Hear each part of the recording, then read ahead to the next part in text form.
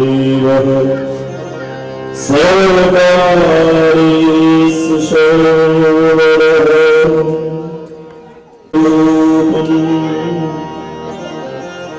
भोग्यं च मुक्तिं च तदा सनित्यम् भावानुसारेण सदा नराम् भगवति तव तीरे नीलमाकाशलोहम् विगत विषय कृष्ण कृष्णाराधयामि सकलधन सुवन्दे सर्वश्लोकान् शृण्वे प्रबलतरतरङ्गे देवी गङ्गे अतुलबलधामं हेमश्रीवारदे वन्द्यकनकशालं ज्ञानिनामाग्रगण्यं सकलगुणविधानं वानरायणाधीशं रघुपतिदेवतं वातिजातं नमामि करवैकपालकुण्डलीदण्डकाम्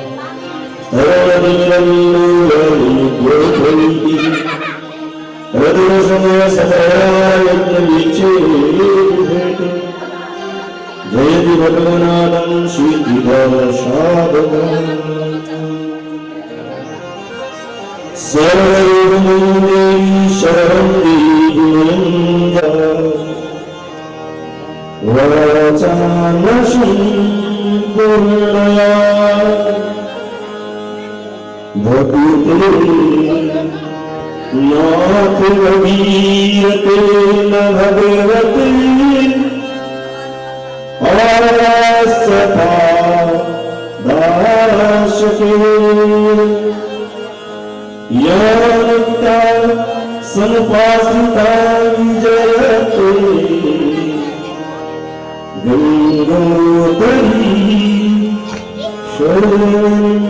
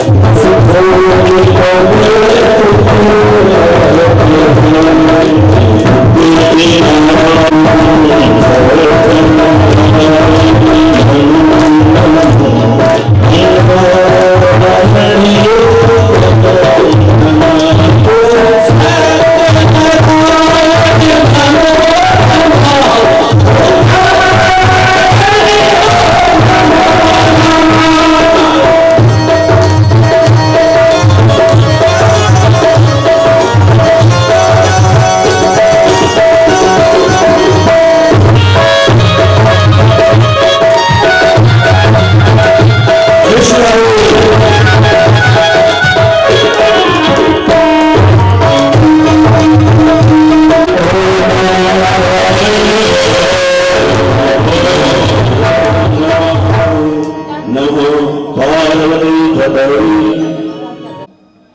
इस यज्ञ के पूर्ण संरक्षक हुआ करते हैं, उनके चरणों में बार बार भगवान अखिल ब्रह्मांड नायक नारायण को और उनके भागवत को प्रणाम करता हूँ।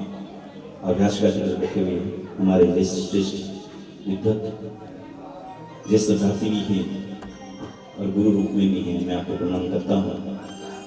और माँ भगवती की यह जो देवी भागवत संहिता है, इसे प्रणाम करता हूँ, देवी भागवत को प्रणाम करता हूँ।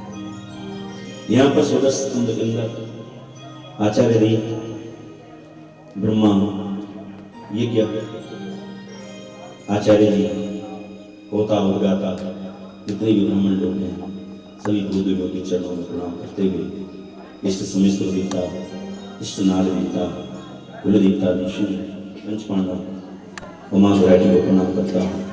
यहाँ पर जितनी भी शक्तियाँ हैं माँ सुकंठा से लेकर सभी के चरणों में वंदन करता हूँ। माँ आयना देवी को भी प्रणाम करता हूँ। गंगा यमुना की यहाँ माटी और इस धरती को प्रणाम करता हूँ। जितने भी आबाल बाल युवा मातृशक्ति जो भी लोग कथा सुनने आए सबके लिए मंगल में कामना करता हूँ।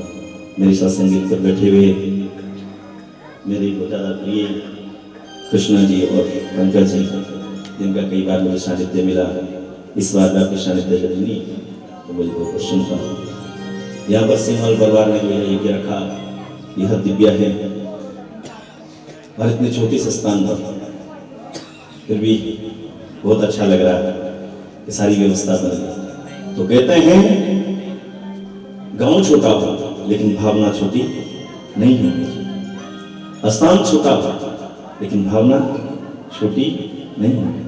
तो यहाँ विस्तार भावना रही है। और यहाँ देखो लंगर के लिए भी जगह मिल गई, कर्मकांड के लिए भी जगह मिल गई, कथा के लिए भी मिल गई। तो सब भगवान सभी भूमि को पाल। तो इस पर नरोत्तम जी की यह संतान, यह पद्धति जो चल के आई है, जिन्होंने की पूजा पाठ में बहुत ज्यादा रहे होंगे इनके परिवार वाले। अब एक थाली ही जिससे पूजन हो रहा है। जब लोगों के लिए खाना नहीं हुआ करता था तब उन्होंने कभी देवताओं के लिए सोचा और चांदी की अष्टधातु से बनाई हुई थाली। हमारे गांव में जो भी यज्ञ होता है तो थाली आती है और उसमें लिखा हुआ है श्री नरोत्तम सिंह थोक नंबर 5 गंगा पूजा बराबर। तो उस समय, आज तो सब लोग सामर्थ्यवान माँ भगवती का आशीर्वाद होगा। उस समय व्यक्ति कपड़े के लिए, भोजन के लिए तरसता, तब भी इतना उदारता उनके अंदर थी कि उन्होंने जो है भगवान के लिए इतना धन के लिए लगाया। और आज एक ही बुजुर्ग की संतान इतना बड़ा जो परिवार है, यह खोवी मणिपुर में पिता की धर्म दादी दादा जब अच्छा काम करते तो कुल वृद्धि होती। तो आज जितने भी यहाँ इतना बड़ा परिवार, वो कहीं ना कहीं आशीर्वाद है पितरों का। तो सबको साधुवाद देता हूँ। आइए आज की कथा में प्रवेश करें। यहाँ जन्मेजय राजा बैठे हैं और इनको व्यासदेव की कथा सुना रहे हैं। और कथा है देवी भागवत। यहाँ निमिषारण्य नेतृत्व में सोनका व्याख्या से ज्यादा श्रोता बने हैं। तो सूत जी ने कथा सुना। सोनक जी ने कहा, प्रभु आपने कहा कि पांडवों के पुत्र हुए अभिमन्यु, अभिमन्यु का परीक्षित और परीक्षित का जन्मे जय राजा। तो परीक्षित राजा ने जब शिकार खेलने से वो आया और उसने जब समीप ऋषि के गले में क्या डाला, जंजीर डाल दी। कौन सी? फांसी को बोले तक्षक नाग डाल दिया था। तत्पश्चात क्या हुआ ये कथा में विस्तार से सुना। तो कहने लगे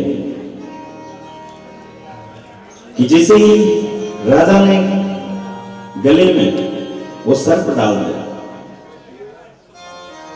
और जब घर आए और जरासंध का लगा हुआ उनको उतार दिया, तो राजा को लगा कि आज मैंने बहुत बड़ा अपराध किया। मैंने अपने गुरुदेव की गले में सर्प डाल दिया। मैं इस शरीर को, इस देह को आज नष्ट करता हूं। इस देह से पाप बन गया। मैं तक्षण अपने को जलाता हूं। मैं इस शरीर को कहीं नहीं जाता हूं, खत्म नष्ट कर देता हूं। ऐसा जैसे ये विचार कर रहे थे, इधर एक शिष्य आता है, समीप ऋषि को जब देखता है और जब उस सर्प को देखता है गले में, तो दौड़ता हुआ चला जाता है नदी के किनारे उनका बालक शिंगी बच्चों के साथ खेल रहा है। वो तुरंत उस शिष्य पहुंचता और कहता है, गजब हो गया है।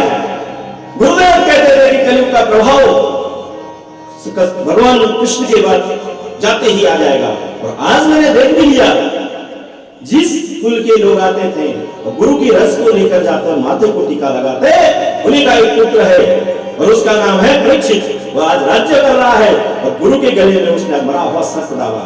श्री को क्रोध आया और कहने लगे, अच्छा गुरु गुरु कहते हो, जब मौका मिलता है तो सर्प गले में डालते हो।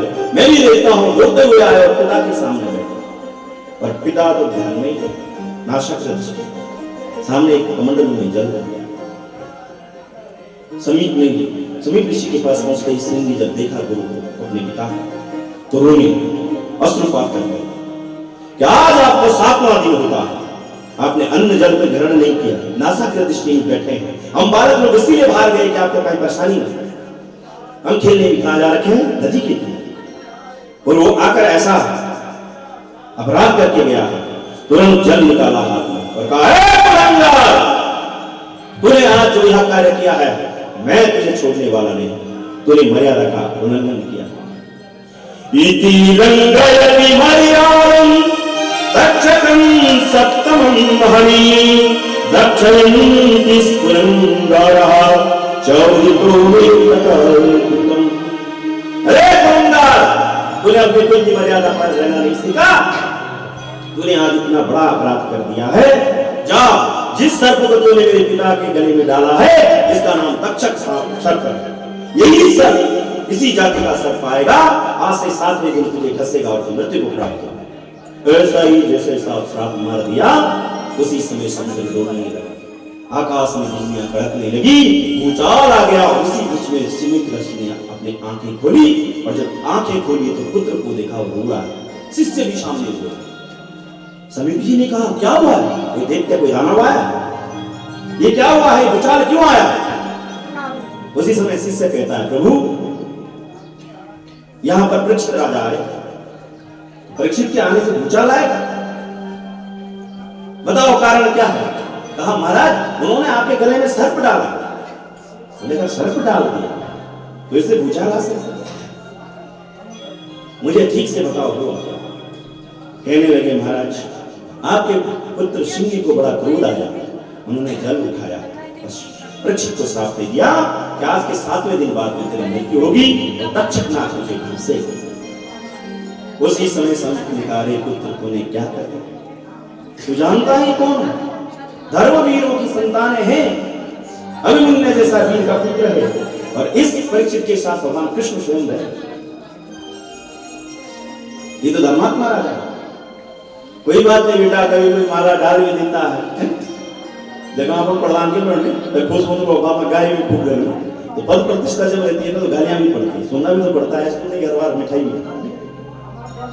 तो कहा कोई बात नहीं, उन्होंने मुझे बहुत मान सम्मान दिया है, सर्प डाल भी दिया, इतनी कोई बड़ी बात नहीं थी, लेकिन तूने अच्छा नहीं किया। वो धर्मात्मा राजा है। उसी समय वो कमंडल उठाते हुए दौड़ते हुए संजय ऋषि पहुंचते हैं, किसके पास? परीक्षित के पास।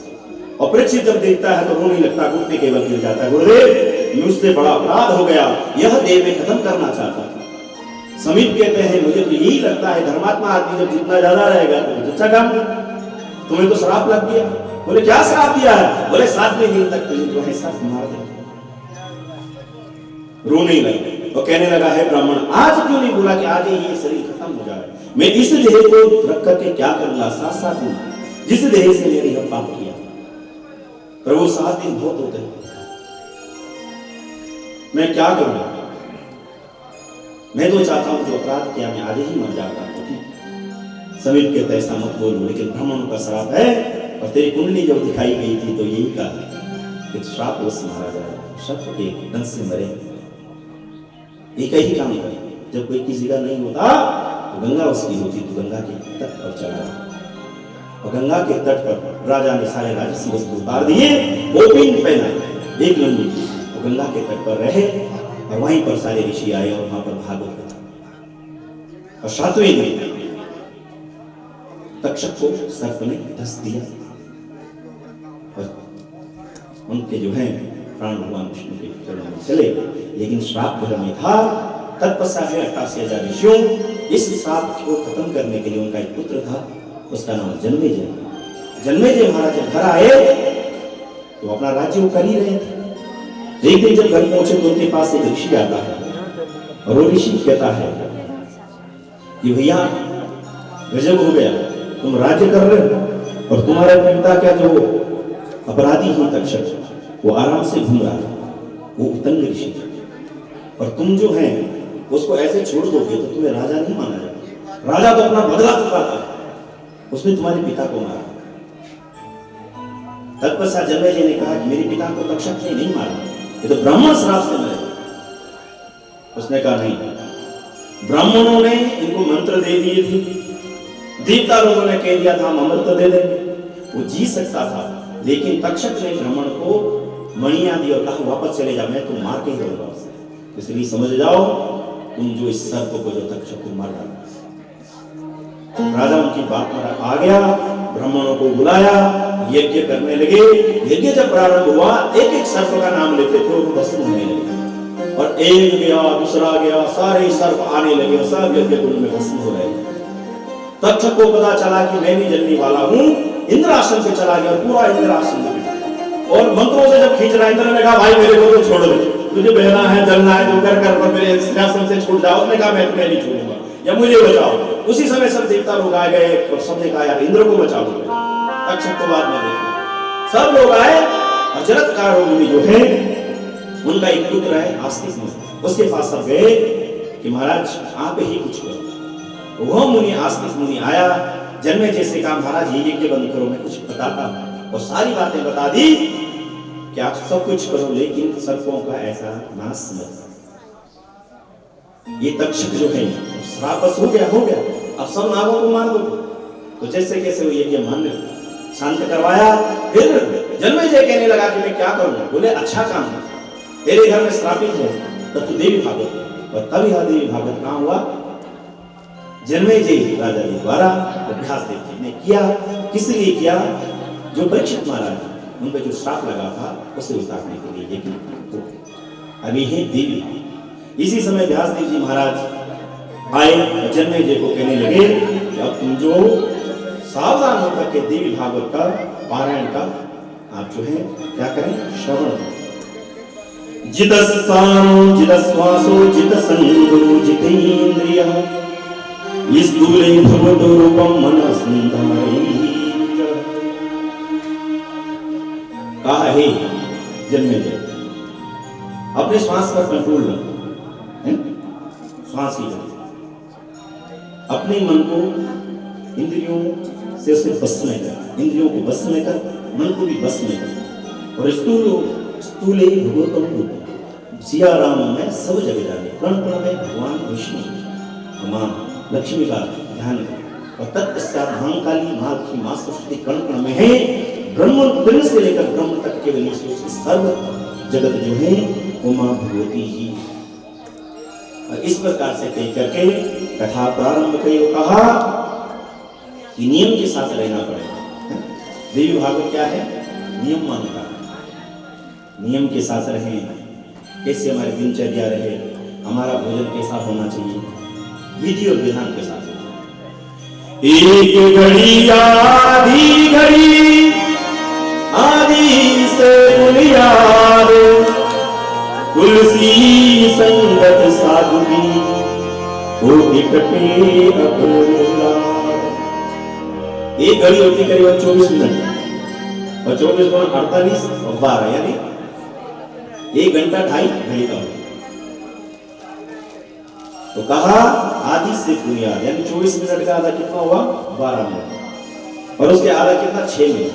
तो अगर हम किसी देवता के पास या एक ही ध्यान में 6 मिनट तक रहते हैं तो कहते हैं कि बड़े से बड़े अपराध भी उसे क्षमा किया जा सकता है, लेकिन इतना एकाग्र रहना ही पड़ेगा। अब पता चले हम कहीं बैठे हैं, ध्यान कहीं है तो काम होना पड़ेगा। आदि से बुनियाद तो जो देवता लगा ना तो जैसे कर होता है ये नहीं फटाक पर रहे जिन्हें आग बर्तन बाग दीपक जब लगाना बैठना कम से कम 6 मिनट बैठना चाहिए। ये दिन बहुत ठीक होती है, अभी थोड़े लगे कार्डियो वो डाल तो कहा बस मन एकाग्र हो।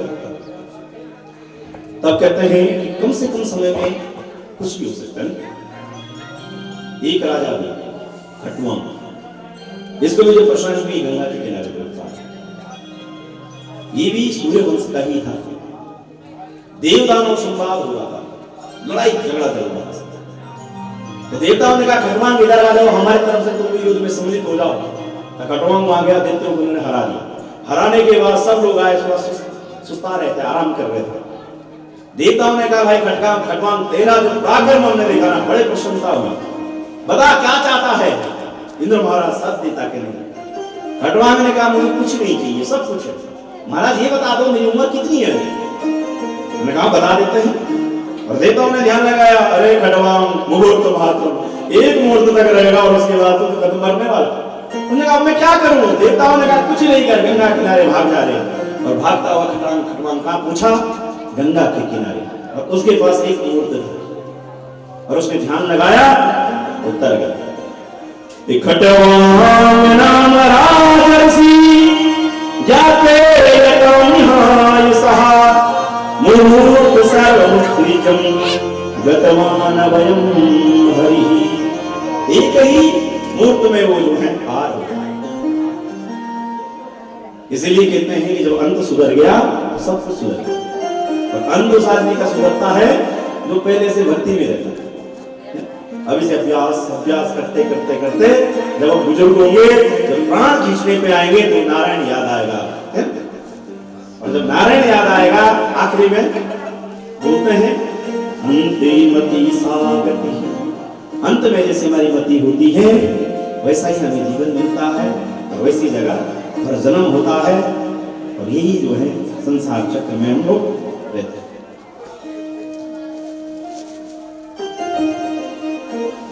ये कभी भी किसी के साथ हो सकता है। एक कथा है, कुछ लोग छानियों में रहते थे। उधर से एक साधु रात्रि का समय था, साधु जा रहा।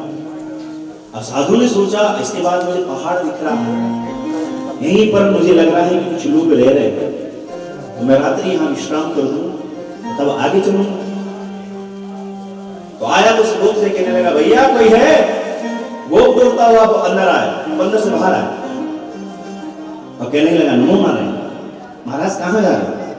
बोले मुझे आगे तक यात्रा करनी है, लेकिन मुझे लग रहा है कि शाम ढलने वाली है और मुझे अपना पूजन भी करना है, तो इसके आगे कितने दूर पर लोग मिलेंगे? उन्होंने कहा महाराज आज तो जाना संभव नहीं, बहुत दूर पर लोग, आप कल जाना, आज मेरे घर रुक जाओ। तो महात्मा वहां रात को, तो महात्मा ने कहा एक काम कर दो, मुझे संध्या कर दी, थोड़ा सा गोबर का लेप कर दो। एक भूमि को उन्होंने गोबर से लेप कर दिया। अब महात्मा ने अपने भगवान जो मूर्ति थी वो सामने रखी, अपनी माला निकाली और कहा भैया मेरे पंचपात्र में थोड़ा पानी जल जो भी है ले जाओ। अब वो गो बड़े प्यार से देख रहा है, उसने कहा हमने कभी ऐसा देखा नहीं। तो एक आसन लिया, केशवाय नमः, माधवाय नमः, नारायणाय नमः। उसने जैसे 3 बार आसन लिया, पवित्र धारण की पवित्र और ध्यान लगा और उसने पूरा योग से पहले सांस खींची अंदर और खींच करके फिर रोक दी कुंभक को और धीरे से दूसरी नाक से नासिका से छोड़ दी और रेचक करने लगी। ऐसा करते करते उसके बाद अच्छा जी का ध्यान लगाया, फिर माला ली, लेकिन गोप उसे देख रहा था कितना अच्छे ढंग से पूजा चल रही। और तब उसने संध्या वंदन कर दिया, अपनी दीक्षा को गोप प्रसाद लगाया, परिक्रमा करी और बाद में प्रणाम करते हुए भगवान से क्षमा याचना करी। वो बड़ा गदगद हो गया, अपनी पत्नी से लिखा तो भी आप देखिए कितना अच्छा चल रहा। तो दोनों जब बैठ गए तो ऋषि से कहने लगे महाराज जी क्या कर रहे हैं? बोले हम भगवान को याद करते हैं, संध्या के समय पे करते हैं, 2 समय सुबह और शाम दिन में भी लोग करते हैं भाई, इसीलिए हम आत्मा बने हुए। तो होता क्या है? बोले भगवान के दर्शन होते हैं और यम यम चिंतते काम, जो मानते हैं ये सब कुछ दे देते हैं। तो क्या मैं करूंगा तो हो जाएगा? बोले एकदम होगा। तो मुझे भी बता दो, सारी पद्धति उन्हें बता दी। दूसरे दिन सुबह सुबह महात्मा जी सुबह उसके घर से निकल गए। गोप उठा, गोप ने स्नान किया, अपनी पत्नी से कहा भाग्यवान जैसे वहां लिपाई करी थी ना तो एक काम करके 3 कंडी गोबर ही डाल दो, मैं उसके ऊपर ही बैठ जाऊंगा। तो 3 कंडी गोबर डाल के उसको बैठ। कहा उनके पास छोटा पात्र था, कुछ नहीं ना, हमारे पास इतना तो है ही नहीं, सब बड़े बड़े हैं। गागरी है, गागरी लेके कहा डाल हाथ में, उसने हाथ में डाला, उससे अंजलि से कहा केशवाय नमः, माधवाय नमः, नारायणाय नमः। क्योंकि वो इतना उदार चरिता था, उसके मन में कपड़ा कुछ भी नहीं, इतने प्यार से जब उसने केशवाय माधवाय बोला, वैकुंठ में आवाज चली गई, लक्ष्मी जी चरण दबा रही है भगवान विष्णु। भगवान विष्णु से नीचे देखा, रे आज किसने मुझे इतने आत्मभाव से पुकारा। लक्ष्मी जी ने भी साथ में देखा, प्रभु ही कौन सा भक्त है, जन्म जन्म तक जब कोई जब करता था ब्रह्मांड तक आवाज पहुंचती है, देख उसके बाद जब करते हैं तब तुम्हारे गोलोक को, तुम्हारे वैकुंठ तक आवाज पहुंचती है किसी की, लेकिन ये पहले दिन कर रहा है सर। भगवान मुस्कुराने लगे, ये क्यों बात है, कब किसको मिल जाए, ना जाने किस देश में, दोनों ऊपर से देख रहे क्या कर रहा है। उसने तुरंत पत्नी को कहा तू जा, और जब सांस खींची, यहाँ चतुर्भुज भगवान का दर्शन करने लगा और सांस रोक ली, प्राण अपान तथा व्यान उदानंच समानकम, प्राण पान अपान व्यान सारी वायु उसकी जागृत हो गई, और जितने भी ईड़ा पिंगला सुना गज्जीवा आज जितनी नाड़ियां थी सब नाड़ियों में साफ ताकत चल गई। और चलते चलते उसने जब ध्यान किया, सांस छोड़ना ही है, और उसका शरीर खुलने लगा, इतना ज्यादा शरीर खुलने लगा। भगवान ने कहा अगर हम जल्दी जाते नहीं ना ये फूट जाएगा, खत्म हो जाएगा। भगवान ने लक्ष्मी जी को छोड़ दिया साहब, उसके सामने खड़े हो गए, और जैसा वो ध्यान कर रहा था, प्रभु मूरत देखी दीन, जैसे भगवान को देखते ना वैसे ही दिखता। भगवान ने जो उसने ध्यान किया वैसे ही मूर्ति बनाई, और कहा हे वो आंख खोल। उसने धीरे से काम खोली, देखा अरे अंदर जो दिख रहा वो बाहर था, फिर आंख उसने बंद कर दी। भगवान ने कहा जल्दी कर भाई, ये शरीर में खुल जाएगा तो क्या करेगा। तो जब भगवान ने उसे हिलाया, उसने सारी सांस को छोड़ा, और जब उसने भगवान को देखा तो उसने कहा वो तुम ही हो जिससे मैं ध्यान कर रहा था। भगवान ने कहा वो मैं ही। क्या चाहता है? बोले मैं चाहता तो कुछ नहीं, लेकिन जिस गुरु जी ने बताया ना कि ये वाले हैं, अगर वो कहते हैं कि सही है तो ठीक, नहीं तो भैया आज तो पिटने वाले हो, आपने हमारा ध्यान खराब किया। भगवान ने कहा भाई कैसे भी हो, तुमने सांस छोड़ दी, बड़ी बात हुई हो, अब जो करना है करो। तो उसने कहा तुम यहीं रहो, मैं गुरु को लेने जाता हूँ, अगर वो कहते हैं यही है तो ठीक। भगवान ने कहा ठीक हम यही। फिर उसे लगा भाई ऐसा हो सकता है कि मैं गुरु लेने जाऊं और ये भाग जाए। उसी समय एक रस्सा लिया, वहीं पर बरगद का एक पेड़ था, भगवान को उसने बांधा, इसलिए भगवान को दामोदर कहते हैं।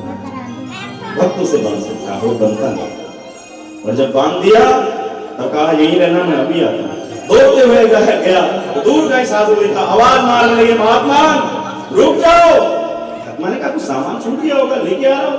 तो अपनी झोली देखने लगा, उसने कहा सामान तुम्हारा पूरा पड़ा है। तो रुके हुए रहे, जब वो हाँफते हुए पहुंचा उसने कहा आपसे एक काम है। बोले कौन सा काम? आपने जो ध्यान में लगवाया ना वो आज हमारे घर में आया हुआ, मैंने उसे बांध रखा, आप उसे एक बार देख लो, अगर आप कहते हो वही है तो ठीक है, नहीं तो आप पिटने वाले। ऋषि ने कहा सुन, जन्म जन्म लोग भगवान का जतन करते हैं लेकिन दर्शन नहीं मिलता, तो एक दिन बैठेगा उससे भगवान आ जाए ये नहीं मिल सकता। मैं 14 साल की उम्र से घर छोड़ कर आया, आज 75 साल का हो गया, मुझे वो ध्यान में दिखता है लेकिन प्रत्यक्ष आना संभव नहीं। उसने कहा प्रभु कितना भी लोग हो तो मेरे घर चलो भी चलो, और जैसे कैसे ऋषि को ले आया, बस उनका झोला किया और ले आया वृक्ष में, कहा देखो ये बंदे। जब ऋषि देखता है तो कुछ दिख ही नहीं रहा, रस्से जैसा लगा। वो कहता है कि देखो मैंने पहले कहा था ना, इतना दूर में चढ़ गया था, तुम वापस ले आए, कहाँ है तेरे भगवान, कहाँ है, कहाँ दिख रहा, कुछ भी नहीं, ये सब तुझे भगवान। बोले मुझे तो खूब दिखा। जब बहुत समय लग गया उस गोप ने कहा प्रभु अगर वही सच्ची भावना है तो इस ऋषि को भी दिख गया। भगवान ने कहा जब तेरी इच्छा है, भगवान उसे ज्ञान चक्षु दिए, और जब उस महात्मा ने भी देखा तो भगवान को देख गए। वो महात्मा घुटने के बल आ गया, उसको कि पांव पर सर लगाते हुए कहता है गुरु गोविंद दो खड़े काखे लागू पाय बलिहारी गुरु आपने जिन गोविंदियों रे बता। एक गोप ने मुझे दर्शन करवा दिए, मेरे गुरु के नाम को भगवान से पहले उस गोप के चरण छुइए मातना, फिर भगवान के पास आए। अजीब माया है लेकिन दशरथ के घर में आता है मंगल भवन मंगल द्रवों को दशरथ अजीब उसे घर में आकर के उसके चौक में घूमता। ऋषि मुनि लोग मर गए, गुफाओं में है झलक के लिए, लेकिन तुम्हारे कुछ कभी तो एक क्षण में किसी में प्रसन्न हो जाता है, कभी लोग जीवन लगा देते हो तो कभी मिलता है। ऐसी गजब लीला, इसलिए किसी को भी भगवान के मानना तो कोई जरूरत होती नहीं। कबीरदास ने इसको पढ़ा लिखा, भगवान किसको मिल जाए पता नहीं चलता। ऐसा नहीं सोचना चाहिए कि जो बस हम लोग जो संध्या करने को मिलेगा, जो महात्मा ने उन्हें मिलेगा, ये तो उसकी मर्जी साथ कब किसको मिलेगा पता ही नहीं चलेगा। और ये आश्चर्य है सारी दुनिया में, इसलिए सारे लोग एक एक पंक्ति में खड़े रहते हैं, पता नहीं किस पर वो इशारा करते, कब किस पर वो दृष्टि अपनी रख दे, किस पे हंस रख दे, किस पे कृपा कर। कबीरदास से जन्म लिए पता ही नहीं था किसी घर में जन्म, उठाया उन्होंने, पैदा हुआ तो रोड पे छोड़, वहां नीरू नीमा ने उसे उठाया, उनके बच्चे थे नहीं, सो घर में पालन करते, वो हिंदू के घर में पैदा, मुसलमान को पालन पोषण थे, तो जाति भी नहीं थी, पता ही नहीं माँ बाप को। हमारे पास तो माँ बाप पता तो नहीं, पिता है ही माँ, उसे भाई पता भी नहीं। जैसे ही भाग्य में लिखा होगा कि बस रोड पे ही पैदा हो, हमारे पास तो घर रहे छत, उसके पास घर भी रोड पर जैसे पैदा। तत्पश्चात थोड़ा जीवन जब बढ़ने लगा, वह कपड़े बुनने का उनका धंधा, उस काम में लग गए। मस्सी कागज छू ना हाथ, पढ़े लिखे कुछ भी नहीं, कभी पकड़ा ही नहीं कलम, ना पाठी पर कुछ लिखा, कुछ भी। गुरु को जब बनाना चाहा, गुरु सबने मना कर दिया, नहीं देगा, आज हमारी जात में बिराते हम नहीं। काशी के घाट में गए और जहां उनके गुरु जी रोज जिनके लिए मन था कि मेरे गुरु बने, सीढ़ी में लेटे हुए रहे। सुबह अंधेरे में गुरुदेव नहाने आए गंगा के, सो पैर पड़ा कबीरदास के ऊपर, उनका बस गुरु मंत्र मिल गया। और जैसे पांव पड़ा गुरु का, गुरु ने कहा हे राम, उन्होंने कहा मंत्र में मिल गया, राम राम जप। इतना जप किया साहब, कमला से साथी के घर में रोज भजन कीर्तन करवाता, रोज सबको बोलते भंडारा कर। पत्नी एक दिन आई कि महाराज जो उधार देते थे उन्होंने बंद कर दिया, वो कहते हैं कि अब नहीं दिया जाएगा, आप बोल रहे कि सब भोजन करके जाए, कैसे जाएगा। कबीरदास ने कहा देखो, कहने वाला हुआ, कहलाने वाला हुआ, देने वाला सब उनको छोड़ चुके कमला, बस उसने बुलवा वही व्यवस्था की। उसी दिन क्या हुआ कि किसी धनाढ्य को पता चला कि कबीरदास भंडारा करवाता है, उससे ही जैसे सबको बुलाता है, तो जो उठा करके उसने बोला मेरी तरफ से अन्न वहीं भेज दो, ईमानदार। और जब वहां एक बोरी दूसरी बोरी ऐसे चलते रहे, कई मालूम सामान ले गया, तो कबीरदास हंसने लगे, कमला बोला था ना मैंने, जो बुलवाता ना वही सारी तैयारी वही करता है, भिजवा दिया। इस प्रकार का उनका जीवन। एक व्यक्ति कहने लगा कबीरदास जी हम भी गृहस्थी, तुम भी गृहस्थी, हाँ भजन कैसे कर पाते हो, ये बड़ी बात है। कबीरदास जी ने कहा अच्छा हम बताते हैं भजन कैसे करते हैं, पर एक काम करते हैं, मेरे पास सुई है, धागा था मैं इसमें डाल देता हूँ, तब बता। तो कहा हे कमला, सुबह धूप लगी, बाहर बैठो। पत्नी ने कहा हाँ कहो, अंदर से दीपक ला, मुझे धागा डालना है। कमला ने दीपक जलाया और दीपक ले आई, कहा ढंग से लगा जरा, मुझे धागा डालना। तो बेचारी दीपक ला, सामने वाला आदमी कह रहा है पागल नहीं, सूर्य लगा हुआ है, अभी दीपक लेके आ रहे हो, धागा डालना। और जब धागा डाला तब कहा कमला, और दीपक लेके अंदर गए, वो अंदर गए, उसने दीपक, वो आदमी देखने लगा महाराज इतना उजाला दीपक मंगवा। कबीरदास ने कहा भजन वही कर सकता है जिसकी पत्नी इतनी हख्याकारी है। उसने एक बार भी नहीं कहा कि इतना उजाला है, आंख फूटी हुई तुम्हारी कि दीपक ले, जो कहा सीधे क्या पति क्या तभी तुम बोले भी ना जल तो भाई कर पड़ते नहीं जल। इसीलिए लोग भाग जाते हैं, कोई तो भाग जाता है, कोई कहीं भाग जाता है। होता क्या असल में जब हम शादी करते हैं तो लोगों का एक दिमाग रहता है यार मैं इस टाइप की लड़की का बेटा रही तो कोई प्रेम करे मेरी भावनाओं को समझे। और घर वाले आते हैं कहीं तक कहीं मामला चला जाता है और सपने कुछ और होते हैं, फिर टकराव होना स्वाभाविक। कोई भयंकर दानी होता है, कोई बहुत लड़े होते हैं पति पत्नी। एक जब तक 10 रुपए का नोट पर अरे बता मैं चंद 1000 रुपया ये तो ये ऐसा सब चलता है। फिर वो चिढ़ता है घर में, मैं बड़ी मुश्किल से बद्रीनाथ आया था, भगवान को थोड़ा 10 रुपए चढ़ा था, तूने वहां भी चढ़ा दी। कहीं पत्नियां बहुत उदार होती है, पति बड़े कंजर होते हैं, क्या काम है मैं बड़ी मुश्किल से कमा रहा हूं, दान करती जा, सभी गलत हो जाता। तो भगवान ने क्या कहा बैलेंस मान।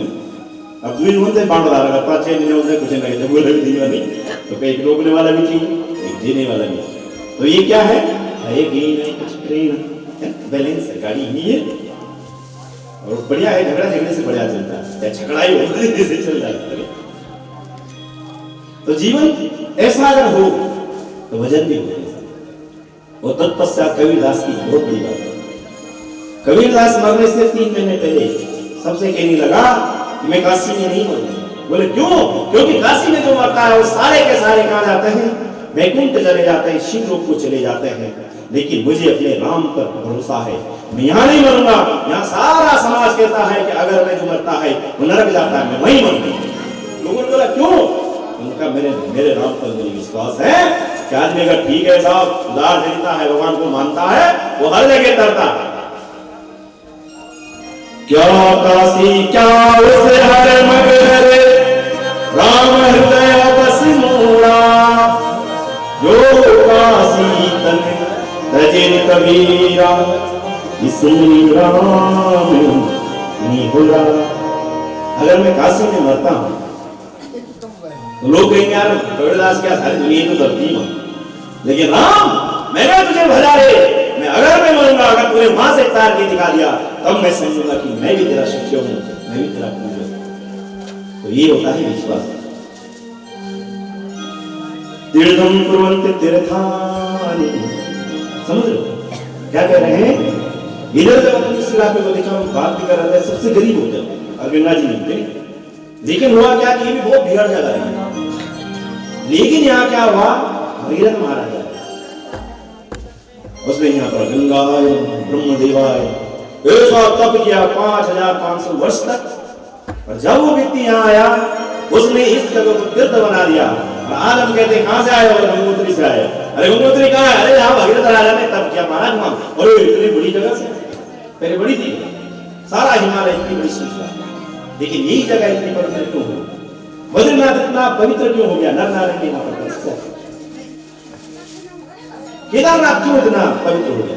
पांडव गए धर्म युद्ध करते हुए आए, चक्र तीर्थ के वहां से यात्रा प्रारंभ, शिव को उन्होंने पूजा, प्रथम को उन्होंने देखा। आप जहां हो ना वहीं अगर भजन करते हो वो तीर्थ बन जाता है। एक साधु आता है, बैठता है वहां पर, तप करता है और हम बोलते हैं बड़ा सुतका ली ग्रंथ कर रही, लेकिन बाद में वो तीर्थ बन जाता है। उदार चरिता मशहूर वो हम पर है कि तीर्थ बनाकर या तीर्थ को खत्म करते हैं। मनुष्य पर होता है और मनुष्य से बड़ा होता है समय। अब कलयुग में आपको लोग 3 बजे उठते भावना होता है, खूब बोल रही भाई साहब वो पहले का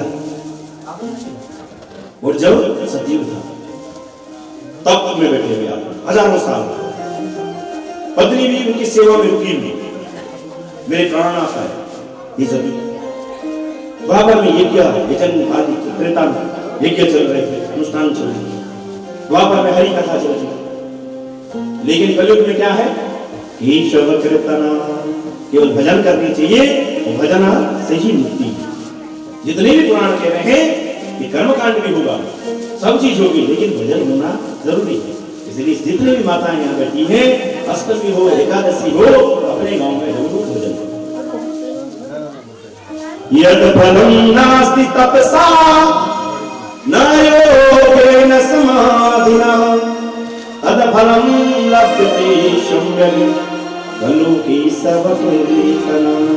कलयुग में जो भजन करते हैं साहब, उसका जो फल है वो अन्य जगह अन्य युग में, और जितना तब का फल पहले था, यज्ञ का फल पहले था, श्रवण का जो फल था, वो सारा फल केवल कीर्तन समय मिल सकता है।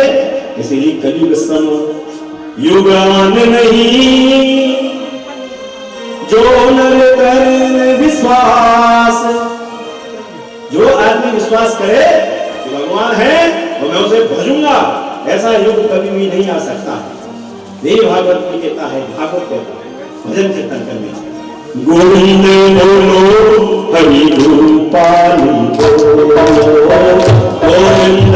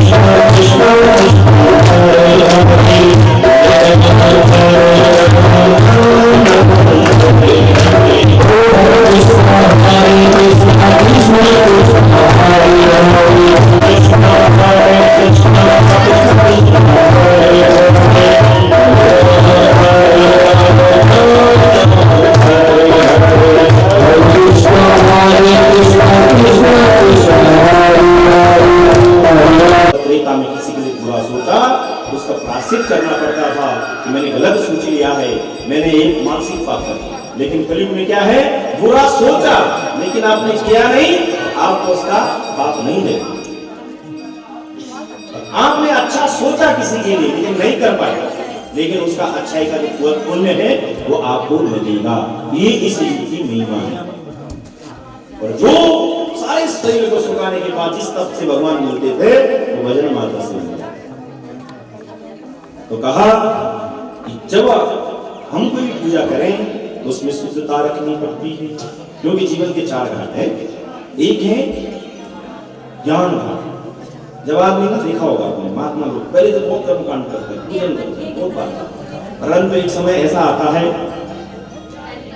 कि वो कहते हैं कि भाई अब सारी सृष्टि में भगवान किसके लिए नहाए, किसके लिए नहीं, तो ज्ञान आ जाता है। और जिस पर ज्ञान आ जाता है वो शांत हो जाता है, फिर वो कर्म से छूट जाता, वो कहता है शिव शंकर। तो अवधूतता आती है जिसमें ज्ञान होता है, यानी कि नाना धोना ये सब नहीं पड़ता है। लेकिन बाद में हम पहले थोड़ा कुछ ना भगवान है सर ऐसा नहीं करना चाहिए, लेकिन कहते हैं ज्ञान है और उसमें अवधूतता रहती है। तो ज्ञान आदमी भी हम लोग हर चीज में तैयार रहता हो, थोड़ा सूर्य लग गया उठ जाओ आराम से उठता हूँ, इस टाइप का होता है। लेकिन ज्ञान होता है, एक होता है ज्ञान, दूसरा जो होता है वो कर्म है। कर्म घाट करते था, कर्म कांड पद्धति सुबह उठना है, नहाई धोई वर्ष आदि करते हैं, नहाई धोई पवित्रता करने देवता लोग मिलाया, पूजन कर दिया, तत्पश्चात भोजन बनाया, महापुर को दे दिया, सारे परिवार में। तो है कर्म घाट। इससे क्या होता है? पवित्रता। घर में जो लक्ष्मी आएगी वो बढ़िया आएगी। एक है भक्ति घाट। भक्ति घाट क्या है? प्रेम घाट। जैसे गोपियां भगवान कृष्ण को उन्होंने देखा, एक जगह तो ये क्या थे, और भगवान ने कुछ लोगों को भेजा कि जाओ उनका तुम कुछ ले आओ, भूख लगी। गए तो ब्राह्मण का भी भूख लगा, चलो यहाँ से भगा दिया। कृष्ण से कहने लगे गए ना कोई दे नहीं रहा, बोले इनके पास मत जा, ये कर्मकांडी लोग है, ये पहले नहीं देंगे, चढ़ाएंगे वो ठीक हो जाएगी, आप भूख लगी। ऐसा करना माताओं के पास आना, वो नहीं सोचते ये सब, ये गोली क्या दे देंगे। और वो आए और जितनी भी ब्राह्मणों की पत्नी थी उनसे कहने वो खाना ना भूखा है, हमें भूख लगी, कुछ दे दो ना। कहा बेटा इधर, और वहां से बहुत सारा सामान ला करके उन्होंने उनको दे दिया। भक्ति प्रेम कब दोनों के सिर से चढ़ा दे तुम्हें कोई समझ नहीं। तो एक है भक्ति, एक आता है शरणागति। शरणागति घाट ये कि जब हम पूर्ण अपने को भगवान की ओर निछावर कर देते हैं, प्रभु अब यही समान है, यही समान है।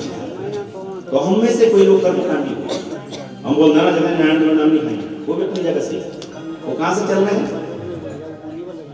कर्म। कुछ लोग कहते हैं भगवान हर जगह भाई क्या मैं उन दीदी पे मिल जाओ, उन्होंने इधर चढ़ाई कर दी, पर हाँ भगवान को मानते हो, उन्होंने आपको पैसा दिया, आपके लिए घी भी लाए के रोड बना, लेकिन वो कह रहे कि हम भाई मुझे जानते, और लेकिन भगवान को मानता है, लेकिन कर्मकांड में उसका नहीं है। वो कर्म ऐसे कुछ भक्ति भाव है भाई, मैं बंद का काम नहीं किया, बस होगा बैठ मैं पूजा पाठ में बस को नहीं, मैं घूम लेना है सब बस को नहीं, बस भक्ति है। वो आगे से कथा में, और कथा में बैठे कथा सुननी है, भगवान ने क्या किया, कैसे या जीवन कैसे सुधारे। एक शरणागति घाट है, भगवान तो पूजा में बैठा दे, तो भोजन पर लगा दे, बर्तन धुलवा दे, जो करवाता करवा, बस मैं जा रही हूँ, लेकिन मैं जो भी मेरे से होगा मैं करूँगी, वो गया शरणागति। ऐसे ही चार घाट हमारे हैं, बताया है ललाटे तिलकम कृत्वा संध्या कर्म समाचरे। कई बार मैं देखता हूँ माता लोग ना पहले जाते हैं ना शंकर भगवान के पास जाते हैं, जल जो चढ़ाया था शंकर भगवान को तिलक कर दिया, बाद में फिर अपना तिलक करा, लेकिन सोने माथे मत करना है। घर में एक छोटी सी इसमें क्या करना है, एक प्लेट में थोड़ा चंदन ले ली, भगवान को थोड़ा सा चढ़ा देना, सब देवताओं के नाम लेके, और खुद तिलक लगा के जाना चाहिए, सोने माथे में नहीं करना। अब याद है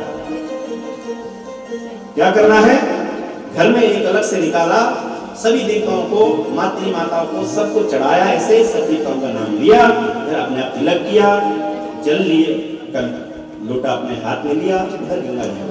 कई बार ऐसा ना बोलते भगवान सोने माथे नहीं करना, क्यों? ललाटे तिलकम कृत्वा संध्या कर्म समाचरी, जो भी काम करते हैं तो तभी सोने माथे नहीं करना। अकृत्वा भारत तिलकम तस्य कर्म निरर्थकम, जो बिना माथे पे तिलक लग के कार्य होते हैं वो निरर्थक होते हैं। और कवारी गंगा जी के किनारे पहुंच गरीब में भीड़ इलाज, तो गंगा जी की रज होती है ना, सभी से नहीं हो तो रज नहीं निकालना, उसको लगा देना, अरे पर सोना माथा नहीं होना है। जले वस्त्रम थले वस्त्रम वायु वस्त्रम, आप मिट्टी भी लगाओगे ना तो भी मान जाएगा, और कोई अगर ऐसा हुआ कि नहीं तो मिट्टी लगा, ठीक। और यूं बोले कि भले हो तो वायु, अभी तो क्या बोले हवा में देखे तो बस ऐसे कर दिया वायु विधि वस्त्र। अगर हमारे पास बस में से बोलो वायु पे मानना उसमें लगा, जल विधि वस्त्र तो जल तो होगा, थोड़ा जल लगाना है। तो कहा संध्यास्नं जपस्यैव देवतानां च पूजनं विश्वदेवताति षड्कर्माणि दिने दिने। क्या 6 कर्म होते हैं देवताओं का पूजन आदि, जितना भी अपने से होता है, अब इतना ही कर लेंगे तो षड्कर्मों की भी बहुत व्याख्या है। तो कहा कि सब देवता ना अपने अपने मन के होते, सब देवता को अलग अलग चीज अच्छी लगे, क्या हो अलंकारम प्रेम विष्णु, भगवान विष्णु का अलंकार सजाओ, कई चीजें हैं। और शंकर को क्या है पहले कुछ भी नहीं मिले, क्या देना चाहिए? जल। शिवस्य अभिषेकं बोले कृष्ण भगवान के 14 में सजाने की चीज देते। इंद्र को यज्ञ से प्रसन्नता होती। इंद्र को बोलो भाई हम यज्ञ कर रहे हैं, बड़े प्रसन्न आप मैं यज्ञ से अपने प्रसन्न तो गए। ब्रह्मा तो सोचता है कि क्या कर रहा है, ब्रह्म बोलते हैं ये तभी भी ठीक हो जल्दी ये सब अपनी इच्छा है। अनुमान क्यों नहीं कैसे के बारात में चले गए एक बार इन्होंने क्या खाओ क्या ठीक से भाई नो जब बैठे गए अरे यार इतना थोड़ा कुछ है अरे यार खाने का पता करना खाना उसे और कई मान सम्मान चल उसे अगर मान सम्मान ले लिया किसी ने दे दिया खाना चाहिए आती बारात में पर क्यों उन्होंने तुम फोटो खींचवा मार रहे अरे यार उन्होंने मुझे बुलाया वो फोटो खींचवे मतलब मान सम्मान वो तो यार को सकते खाने में मिलता जैसे हम जाएंगे कोई भाई मुझे सोने के लिए अच्छा चाहिए रोटी या सूखी दे दो बिस्तर मेरे को सही चाहिए अपने नहीं पसंद वो कोई ना ले मुझे क्या गाय देती बाबा पैसा मिलना चाहिए तब गाय ही मिले पैसा मिल जाए वो खुश है यार बोलने दो तो सब अपनी इच्छा होती ऐसे देखता हूँ तो कहते हैं इस शरीर में जो है 3.5 करोड़ रोग 72,000 नाड़ियां 32 दांत 20 नख 416 खून इसमें होता ईड़ा पिंगला सुषुम्ना आदि 10 महानाड़ियां अतल वितल सुतल तलातल शातल सारा ब्रह्मांड जो बाहर दिख रहा है इस शरीर के अंदर इसलिए ये शरीर बहुत दिव्य है इसी से भगवान पाया जा सकता है। इसके बाद 84 लाख में कहीं भी चले जाओ कुछ नहीं और गोल होने के बाद आदमी को मनुष्य योनि मिलती है ऐसा नहीं जो एक बार गोल हो जाता है यानी उसका सारा शरीर काम करता है। गौ माता गौमूत्र गोमय वसते लक्ष्मी गोमूत्रे तु जानवी कोई ऐसा है इसका गौमूत्र काम आता है वो पूजा जाता है गौमूत्र जो त्याज्य उसके अंदर है वो जो ग्राह्य है गोमूत्र गाय के अंदर तो गाय 33 कोटि वास करते हैं जब वो गौ माता अपना जीवन पूरा करती है तब किसी घर में निश्चय तरीके से जमीन अब ये मनुष्य की कितनी बड़ी है योग के हिसाब से देखोगे सच्ची में लगता है कभी ध्यान करोगे मनुष्य की जैसे कैसे नहीं मिलती है जब कृपा होती है तभी मनुष्य मिलती है अगर कथा मिल जाए तो और ये अवसर आय जब पुण्य पुराकृत हो जब सत्संग होता है तो समझो हमारा कहीं न कहीं पुण्य जो है क्या हो रहा है पूर्ण आकृति में तो स्नान करने के बाद तुरंत टीका लगाना है ये साक्षी है वर्तमान याद रखें स्नानम तिलकम साक्षी जब साक्षी समालिका पाप पुण्य मन साक्षी कर्म साक्षी च पत्रिका स्नान करने के बाद अगर आपने तिलक लगा दिया तो कम माना जाएगा इसके ऊपर बैठ जाओ कुछ लोग उधर जगह हो जाएगी और जबकि साक्षी कौन है माला पाप पुण्य मना साक्षी आपने पाप किया पुण्य किया आपको पता रहता है कि हमने पाप किया क्यों नहीं किया आई के कोई नहीं पाप पुण्य अपने आप लग जाता मैंने गलत किया नहीं वो मन रहता साक्षी मैं गलत कर रही पाप पुण्य मना साक्षी कर्म साक्षी चपत काम अगर हमारे कर्म अच्छे हो तो हमारे घर भी अच्छे आते हैं और हमारे कर्म में खराब हो मेरा भी खराब हो यानी हमारे कर्म की साक्षी कौन है हमारी पत्नी का है हमारी पत्नी तो कहते हैं कि 4 संस्कार हैं और उनमें एक 5वां संस्कार है 5 कर्म क्रिया 5 ज्ञान इसको जरा ठीक से सुनना आप लोग और अंतःकरण चतुष्टय यानी 14 तो अंतःकरण में क्या चीज आती है मन बुद्धि चित्त और अहंकार वो जो चित्त का निर्माण होता है वो होता है मां के गर्भ सबसे पहले क्या होता है चित्त बनता है आपने देखा होगा प्रहलाद ने कहां सुना था मां के गर्भ में था कौन आए नारद उन्होंने सुना प्रहलाद इतना बड़ा होगा तो से हुआ ना ध्रुव की मां खुद ही पे नहीं इसीलिए प्रथम गुरु मां को कहते हैं कि जब गर्भ में शिशु रहता है उस समय अगर ठीक ढंग से रहेगी चित्त का निर्माण बच्चे का हो रहा है भक्ति में है तो बालक उसी ढंग का होता है वीर लोगों की बातें करनी चाहिए, जो देश के लिए जिन्होंने बलिदान दिया है, ऐसे लोगों को सुनने से घर का वीर होता है। तो चित्त निर्माण होता है गर्भ मां, और चित्त के बाद आती बुद्धि। बुद्धि कहां संस्कारित होती है? पाठशाला, गुरुकुल। बुद्धि आगे संस्कारित होगी गुरुकुल में होगी। और इसके बाद जो मन है वो जैसा भोजन करवाता है वैसा करवाता है। और ये कहां होता है? पिता के कुल में। उस कुल की क्या मर्यादा है, उसका मन भी उसी में से। और अहंकार जो होता है, अहंकार कहां फलीभूत होता है? समाज। वहां कुछ इसके बाद बड़ी गाड़ी, बड़ा मकान, अब पता नहीं जंगल में इतनी बड़ा एक परिवार थी, वो बड़ी गाड़ी थी, ये थी, पता ही नहीं, कंपटीशन नहीं, कुछ नहीं, अहंकार होगा।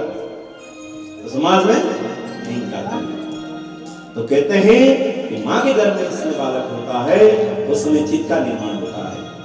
अगर माँ ठीक से अगर उसका पालन पोषण करती है, गुरु रूप में रहती है, तो दिव्य पुत्र को जन्म देती है। पिता का कोई ठीक ढंग से अगर चल रहा है तो उसके अंदर संस्कार आ जाते हैं, फिर पिता कुछ नहीं होते। और ठीक जगह अगर पढ़ाई लिखाई करी तो जैसे गुरु लोग उसे आदेश करते हैं उस ढंग से फिर उसका बुद्धि का विकास होता है। और अहंकार समाज में रहने से, वो किस समाज में है, किस ढंग से है, ये चार चीजें जो है संस्कारित होती है। और पांचवी चीज है अभ्यास की, ये पंचम संस्कार है। यहाँ संस्कार नहीं होते, जो संस्कार होते हैं वो संस्कार भी होते हैं, ये अभ्यास है। यहाँ पर देखा ना आपने, हमसे हमारे कुर्सी पे अभी आ जाएंगे, दोनों नाम नहीं पढ़ा, वो भी आएंगे तो बोलेंगे नहीं, अभी यहाँ नहीं बोलेंगे गुरु की मतलब गादी की। यहाँ संस्कार भी संस्कारित होता है, इसे कहते हैं अभ्यास। आए देवी की कथाओं में प्रवेश करते हैं। माँ भगवती का जयकारा जोर से लगाए, बोले जगदम्बा मैया की जय, माता दुर्गा भवानी, हाथ जोड़ी पूजा करूंगा, जय जय